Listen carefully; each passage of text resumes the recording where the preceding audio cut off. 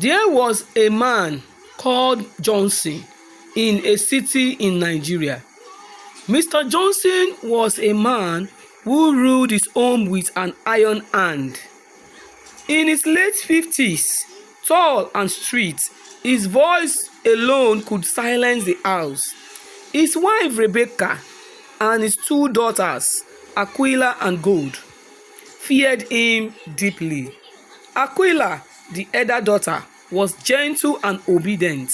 She never questioned his authority. Gold, on the other hand, was different. She was bright, curious, and unafraid to ask why whenever she was told to do something. Her father called it disobedience. Her mother called it courage. Gold's attitude irritated Mr. Johnson more each day. When she laughed too loudly, he frowned. When she asked questions, he shouted. Yet, deep down, Gold only wanted understanding.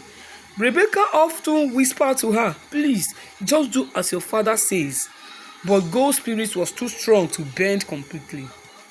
"That stubbornness would soon cost her everything," whispered Mr. Johnson. One evening, Gold returned home from school in her boyfriend's Felix car. Felix was kind and respectful. He adored Gold and often encouraged her to follow her dream of becoming a lawyer. When Felix dropped her off, she spoke for a few minutes and laughed before she went inside. Mr. Johnson saw them through the window. His face hardened. When Gold entered, he did not speak a word. His silence was more frightening than his anger. That night, he called her into his study. What followed was the beginning of a nightmare. By morning, Gold was gone. Rebecca panicked. She called friends, visited the police, and searched the city. Posters were printed, prayers were said, and tears flowed endlessly. Aquila could not sleep. Her sister's laughter still echoed in her dreams. Mr. Johnson pretended to share in their pain. He confronted Rebecca coldly, saying, "Maybe she ran away." Felix was devastated. He could not believe Gold could vanish without a word. He refused to move on. Year after year, he waited, hoping that one day he would see her again. But Gold hadn't run anywhere. She was still in that house, in the underground room of the house. There was an underground room Mr. Johnson had built years ago, a secret chamber beneath his workshop. No one else knew it existed. That was where he kept Gold locked away.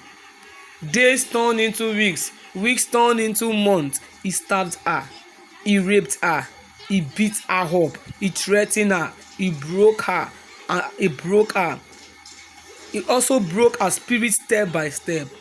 Gold stopped counting time. All she knew was darkness, loneliness, and pain. One night, Gold told her father that she's pregnant.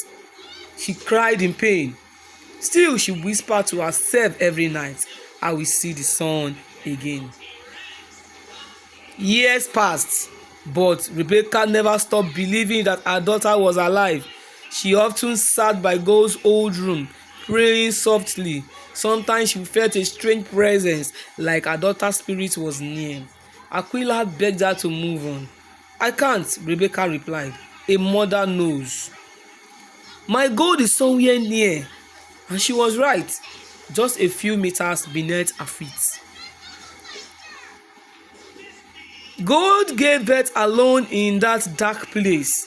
She found the strength to live, not for herself, but for the child in her arms. She named her Grace.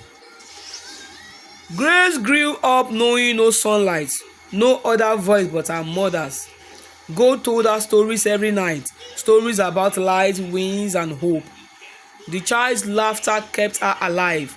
Whenever she heard footsteps above, Gold's heart pounded with a mixture of fear and longing. 8 years, that was how long Gold lived in that prison. Her body was weak, her spirit scared, but her will remained unbroken. One rainy night, a storm hit the city.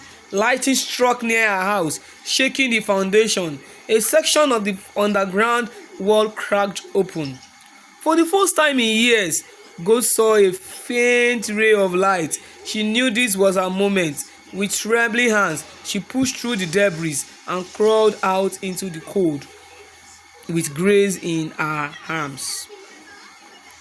Barefoot and soaked, Gold ran to the nearest police station.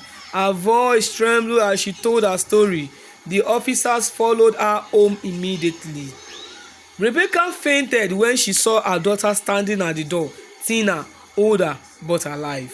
Mr. Johnson tried to deny everything, but the truth was everywhere. The hidden room, the chains, the marks of suffering.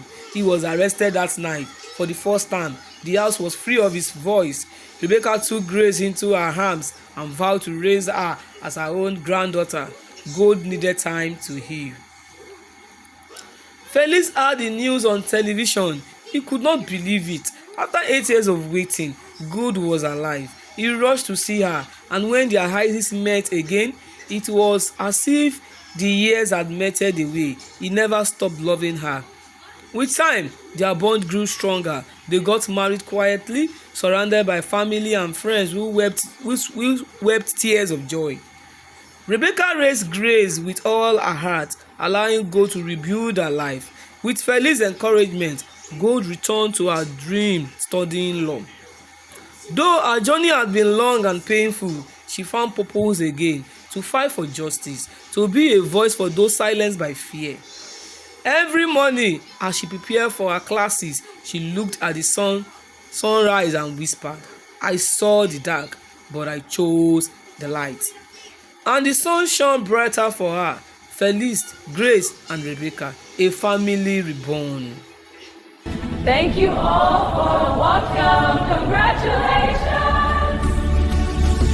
Hey everyone, don't forget to subscribe to my YouTube channel, African Tales by Rebecca. Thank you guys.